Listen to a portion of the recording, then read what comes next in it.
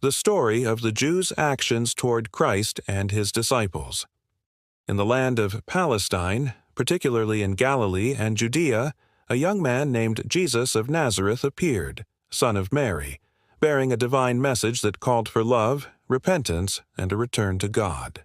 He was unlike other teachers. He spoke with authority, performed miracles, and drew crowds with words that pierced the heart. At first, the Jewish religious leaders, the scribes and Pharisees, paid little attention to this new teacher.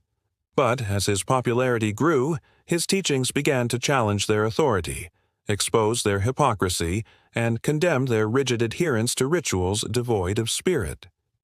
Jesus stood in the temple and declared, "Woe to you, scribes and Pharisees, hypocrites! You clean the outside of the cup and dish, but inside they are full of greed and self-indulgence." His words were like a sword, cutting through deception and revealing corruption. The Sanhedrin, the Jewish high council, convened and began plotting against him. Caiaphas, the high priest, said, "It is better for one man to die for the people than for the whole nation to perish." Thus, the conspiracy began. During this time, Jesus had chosen 12 disciples, among them Peter, John, James, and Judas Iscariot. They witnessed his miracles, healing lepers, raising the dead, calming storms, and feeding thousands with 5 loaves and 2 fish. But the Jewish leaders were not content with rejecting him. They sought to defame him. They accused him of casting out demons by the power of Beelzebub, the prince of demons. They claimed he blasphemed by calling himself the Son of God. One day, Jesus entered Jerusalem riding a donkey. The people welcomed him with palm branches, shouting, "Hosanna to the Son of David." But the priests were enraged and said, "Look, the whole world has gone after him." At the Last Supper, Jesus sat with his disciples and revealed that one of them would betray him. Judas had already agreed with the priests to hand him over for 30 pieces of silver.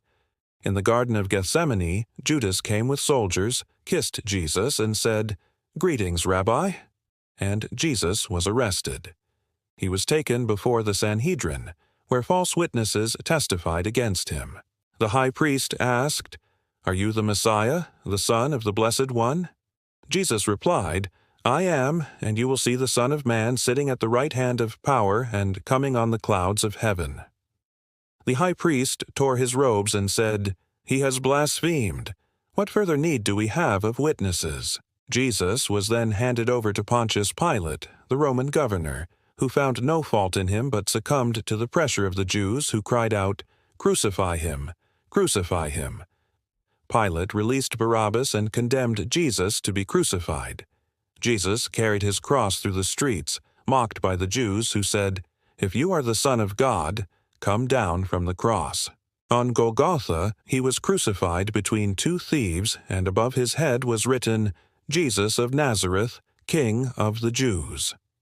At the moment of his death, the temple veil was torn, the earth shook, and the Roman centurion declared, "Truly, this was the Son of God." The disciples scattered in fear, but after 3 days, Jesus rose from the dead. He appeared to them and commanded them to preach the gospel to all nations. Yet the Jewish authorities continued their persecution. They arrested Peter and John, beat them, and said, "Do not speak in this name." But they replied, "We must obey God rather than men." Thus, the early church grew despite Jewish opposition. Though they tried to silence the truth, the light of Christ continued to shine. His disciples became martyrs, spreading the message of love and salvation to the world.